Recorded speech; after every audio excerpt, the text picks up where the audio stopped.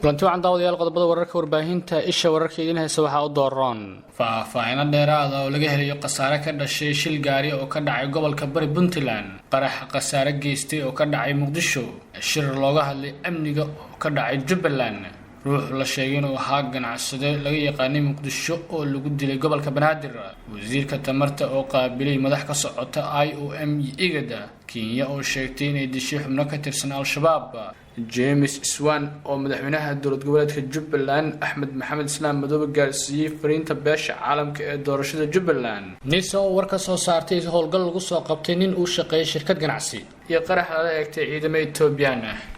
dawladda intaas waxaan qaar ka tirsan qodobada wararka warbaahinta isha wararkeeda iskuuda ugu doorkoon haddaad ka mid tahay saaxiibadan cusub ee barteena YouTube-ka fadlan subscribe dhawr kuma saadashid wararkii ugu dambeeyay ee Soomaaliya caalamka markaan soo gelino barteena YouTube-ka markaan daawada waxaad ku soo dhawaataan warkii oo faahfaahsan ruux la sheegay inuu ahaa ganacsade ayaa Muqdisho lagu dilay rag hubeysan ayaa la sheegay in ay waaxda saddexaad ee degmada Dharkiinle ee gobolka Banaadir ku dileen mid ka mid ah dadka ku nool xaafadaas la markaana la sheegay inuu ahaa ganacsade goob joogayaal ayaa waxay sheegeen in ragga hubeysan ay ninka ugu tageen goobtiisa ganacsi kuna toogteen isla markaana durba ay goobta ka baxsadeen sidoo kalena ay halkaasi tageen ehelada marxuumka iyaga oo goobta ka qaaday meedka marxuumka ciidamo ka tirsan booliiska Soomaaliya ayaa tagay goobta uu dilka ka dhacay iyaga oo halkaas ka sameeyay howlgallo baaritaan oo aan ka soo bixin wax natiijo ah wali ma cadda sababta loo dilay iyo dadka ka dambeeyay dilka ninka la sheegay inuu ahaa ganacsade waxaana uu qayb ka yahay dilalka inta badan ka dhaca gudaha degmooyinka gobolka Banaadir dhinaca kalena qarax ayaa la sheegay inuu ka dhacay agagaarka isgoyska Balaxi ee magaalada Muqdisho isla markaana uu sababay dhimasho laba ruux sida ay warbaahinta dad deegaanka u sheegeen wararka waxa ay sheegayaan in qarax uu ka dhacay xarunta shirkadda isgaarsiinta Somtel ay ku leedahay isgoyska Balaxi hayeeshee weli aan la shaacin nooca qaraxa iyadoo laga maqlay degmooyin ka tirsan gobolka Banaadir labada ruux ee geeriyootay ayaa wararku waxay sheegayaan inay ka mid ahaayeen shaqaalaha shirkadda walow maamulku uusan weli ka hadlin qarax la sheegay inuu ka dhacay xarunta shirkadda ciidamo ka tirsan kuwa booliiska Soomaaliya ayaa tagay halka uu qarax ka dhacay kuwaas oo xiray wadooyinka soo gala halka uu qarax ka dhacay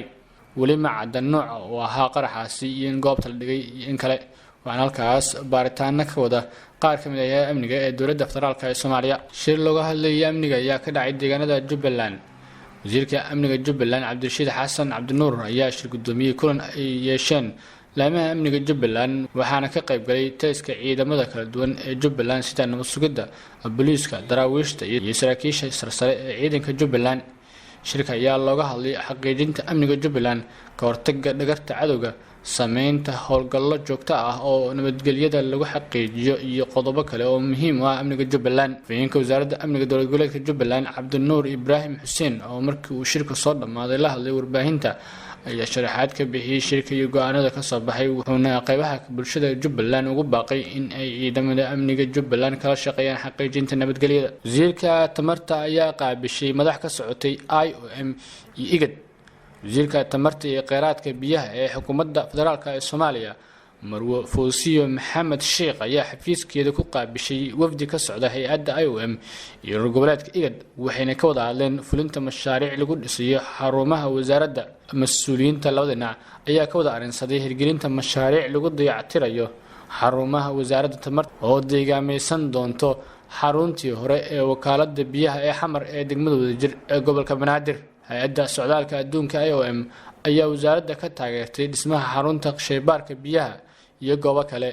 waxaana si gaar ah looga hadlay dhismaha xarunta wasaaradda kaasoo dhowaan bilaaban doona sida uu qorshuhu yahay dhaqaalaha mashaariicdan ayaa waxaa bixinaya bangiga horumarinta Afrika iyo urur goboleedka igad iyadoo hay'adda socdaalka adduunka IOM ay fulinta ka gacan siinayso wasaaradda tamarta iyo kheyraadka biyaha ee xukuumadda federaalka ee Soomaaliya kulanka waxaa goobjoog ka ahaa wasiir ku-xigeenka wasaaradda Cismaan Libaax Ibraahim qaar ka mid ah agaasimayaasha wasaaradda iyo saraakiil ka kala socotay hay'adaha IOM iyo igada khasaare ka dhashay shil gaari ayaa ka dhacay gobolka Bari shilkan gaari ayaa yimid kadib markii gaari nooca xamuulka qaado uu ku rogmaday wadada u dhaxaysa magaalooyinka Boosaaso iyo Qardho ee gobolka Bari waxaana la sheegay inay ku dhinteen laba ruux hal qof kalena uu ku dhaawacmay gaariga rogmaday ayaa sida ay goobjoogayaal sheegeen ka yimid dhinaca degmada Qardho isla markaana arif fara badan u waday magaalada Boosaaso hase yeeshee rogmaday waxaana dhaawac la geeyay isbitaalka magaalada Boosaaso ee gobolka Bari shilkan gaari ayaa sidoo kale waxa uu sababay isku socodka gaadiidka wadada xiriirisa Boosaaso iyo Qardho waxaana shilkaas waxyeelay ka soo gaartay arigii saarnaa gaarigii rogmaday mas'uuliyiin ka tirsan maamulka degmada Boosaaso ee Bari iyo qaybaha kala duwan ee bulshada ayaa gurmud u sameeyay gaarigii rogmaday waxaana sidoo kale socday dadaalo gaariga wadada looga leexinayay kaas oo hakiyay socodka gaadiidka ee Qardho iyo Boosaaso dowladda Kenya ayaa sheegtay in disho xubno ka tirsan al-shabaab war qoraal oo ka soo baxay ciidamada booliiska Kenya ayaa waxa lagu sheegay in howlgal ay sameeyeen ciidamadu ay ku dileen 3 xubnood oo ka tirsanaa ururka al-shabaab xilli ay ku sugnaayeen deegaanka Kayunga ee xadka ay wadaagaan Soomaaliya iyo Kenya qoraalka ayaa lagu sheegay in xilliga la dilayay xubnaha ay miino ku aasayeen deegaanka Kayunga qaraxaas oo doonayeen inay ku waxyeelayaan ciidamada ilaalada xuduudka waxaana rasaaseen dhexmartay ciidamada ee ragga ka tirsanaa al-shabaab ee sababtay dhaawac laba ka mid ah ciidamada booliiska Kenya sidoo kale booliiska Kenya ayaa sheegay in hayaan xog ku saabsan xubnaha ka tirsan al-shabaab ee ku sugnaa deegaanka Kayunga sidoo kale ay weli raad joogaan xubno kale oo ka tirsan al-shabaab sida hadalku u dhigeen dadka deegaanka Kayunga ay booliisku sheegeen inay yihiin kuwa had iyo jeer taageera al-shabaab ay ciidamada Kenya yihiin kuwa doonaya inay ilaashadaan xuduudkooda isla markaana ay baacsan doonaan cid kasta oo gacan siisa al-shabaab sida hadalku u dhigeen si kastaba hadalkan ka soo yeeray ciidamada booliiska Kenya ayaa imaanaya xilli inta badan deegaanada ka tirsan gobolka waqooyi bari Kenya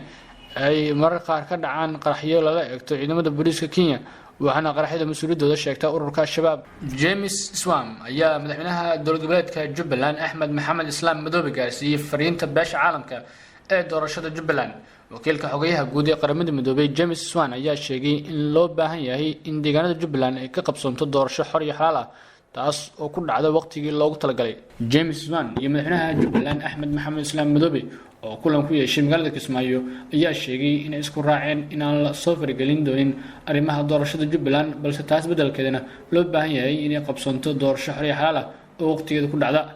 kulankan Kismaayo ku dhexmaray madaxweynaha Jubbaland Axmed Maxamed Islaam Madoobe iyo wakiilka xogayaha guud ee qaramada midoobay ee arrimaha Soomaaliya Ambassador James Swan ee looga hadlayay doorashadii ayaa imaanaya xilli Jubbaland ay dowladda Soomaaliya ku eedeysay faragelin ay ku hayso arrimaha doorashada iyo cabasho ay qaban qaar ka mid ah musharaxiinta madaxweynaha Jubbaland taliska hay'adda NISA ayaa war ka soo saaray howlgal lagu soo qabtay nin u shaqeeya shirkad ganacsi iyadoo toddobaadkii hore howlgal ka dhacay duleedka Muqdisho ay ciidamada NISA ku soo qabteen koox la tuhunsan yahay inay maleegayeen dalil qorsheysan ayaa waxaa qayb ka ahaa rag kale oo shaqaale ka ah shirkad ganacsi qoraal lagu soo daabacay barta Twitter-ka ee NISA ayaa lagu sheegay in howlgalkii dhacay toddobaadkii hore oo taariikhda ku beegneed 11 bisha 2019 shakhsiga la soo qabtay uu u shaqeynayay shirkad ganacsi lama sheegin magaca ganacsi iyo shirkadda ganacsi ee uu shaqeynayay hase yeeshee waxaa la sheegay in lagu toonsan yahay shakhsigaas uu sahladiisu kala gudbiska dhaqaalaha shabakad xaalado amni darro ka waday Muqdisho sida aan ku soo gudbinay tweetkii hore ee 11 bisha 2019 ciidamada amniga ayaa soo qabtay shakhsi u shaqeeya shirkad ganacsi kaas oo lagu toonsan yahay sahladiisu gudbiska dhaqaalaha shabakad xaalado amni darro ka waday Muqdisho ayaa lagu yiri qoraal lagu daabacay barta Twitter-ka ee hay'adda nabad sugidda sirdoonka qaranka ee Soomaaliya NISA inta badan qoraalada hay'adda nabad sugidda sirdoonka qaranka NISA ee lagu soo daabaco barta Twitter-ka ay ku leedahay ayaa ah qoraallo kooban oo macluumaad badan aan laga bixin iyada oo howlgallada Muqdisho iyo nawaaxigeeda ee hay'adda nabad sugidda sirdoonka qaranka Soomaaliya ay ka fuliso ay si kooban ugu soo bandhigto macluumaadka la xiriira barta Twitter-ka ee ku leedahay dambeyntiina ciidamada Itoobiya ayaa la sheegay in qarax miino la egtay warar dheeraad ayaa ka soo baxaya qarax khasaare kala duwan geystay oo ciidamo ka tirsan kuwa Itoobiya ee qaybta ka howlgalka midowga Afrika AMISOM lagu egtay deegaano ka tirsan gobolka Hiiraan qarax oo ahaa miinada nooca dhulka lagu aaso ayaa waxa uu ka dhacay deegaanka Halgan ee gobolka Hiiraan waxaana la egtay kolonyo ka tirsan ciidamada Itoobiya oo ku wajahnaa saldhig ay ku leeyihiin duleedka deegaanka Halgan ee gobolka Hiiraan